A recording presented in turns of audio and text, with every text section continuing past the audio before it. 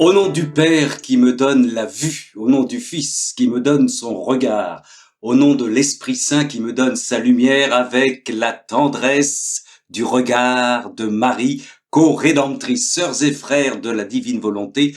Bonjour, aujourd'hui c'est la fête de Saint Paul. À propos de la sainteté des saints d'avant Luisa Picaretta, je vous renvoie à ce que le Seigneur dit, que la sainteté des saints d'avant Luisa Picaretta a été possible grâce à la sainteté des saints qui ont vécu à partir de Luisa Picaretta dans la divine volonté. Ça écorche un petit peu les gens qui ne lisent pas le livre du ciel, mais vous comprenez. Saint Paul, si vous avez lu les laudes de ce matin, alors Paul, entre parenthèses, le jour de sa conversion, il tombe, il ne tombe pas de cheval, ce n'est pas précisé, vérifiez. Par contre, il est aveugle pendant 3 jours, il est aveuglé pendant 3 jours.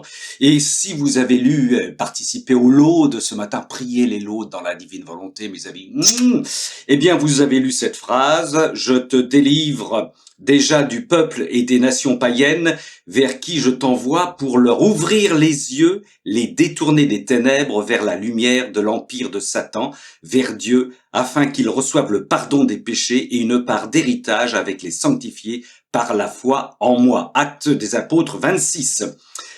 Derrière moi, ce n'est pas Saint Paul, c'est Bartimée, vous savez, cet aveugle dans Luc, qui sent le parfum de la divine volonté passer et qui dit « Seigneur, Seigneur, fils de David, aie pitié de moi ». Et à ce moment-là, il y a les apôtres et déjà une partie de l'église qui lui dit « Mais tais-toi, la ferme ta gueule !» Mais oui, l'église est parfois violente, elle est parfois violente, mais Bartimée est têtu, il est comme nous, il est têtu.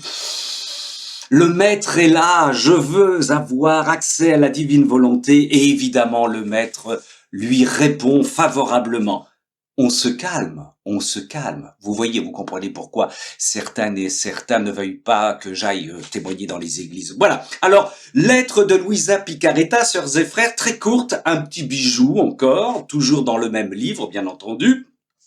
Elle s'adresse à une dame, à une fille, j'en sais rien. Ma bonne fille, dans la volition divine, toujours dans le divin vouloir, je vous envoie les salutations du fiat. Le fiat, c'est la parole de Dieu qui crée. Dieu fait ce qu'il dit. Le fiat, qui apportera sa vie dans votre esprit, afin de former la Trinité divine en lui. Nous sommes les tabernacles de la Trinité. C'est extraordinaire. Partout où vous allez, aux toilettes, au marché, faire les courses, du jogging, vous êtes les tabernacles de la Trinité. Bah oui, c'est formidable, c'est formidable. Bon, je reprends. Afin de former la Trinité divine en lui, son amour dans votre cœur, son mouvement dans la douleur que vous souffrez et sa vertu créatrice en une façon dont vous le sentirez couler dans votre sang, dans votre souffle. Vous le sentirez palpiter dans tout votre être et sentirez sa compagnie. Il ne vous laissera jamais seul. Et vous l'embrasserez souvent, le serrerez fermement dans vos bras, l'aimerez de plus en plus et direz, écoutez ça, c'est beau, donne-moi la nourriture de ta volonté, lève-moi dans tes bras, habille-moi de ta lumière, guéris-moi avec ta vertu créatrice. Fin de citation. Louisa reprend et conclut.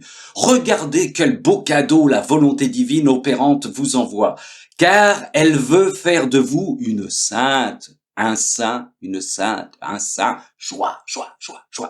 Ne vous découragez pas. Ah non, les temps sont gris, Ne vous découragez pas. Ce sont des travaux qu'il veut faire et quand le Seigneur, bien sûr, et quand le Seigneur est déterminé à les faire, il n'écoutera pas la raison. S'il ne termine pas son travail, il n'est pas content. Par conséquent, ma fille, soyez en paix. Reposez dans ses bras comme un petit bébé. Je répète les salutations du fiat. Très affectueusement vôtre, la petite fille de la divine volonté. Sœurs et frères dans la divine volonté, soyez bénis.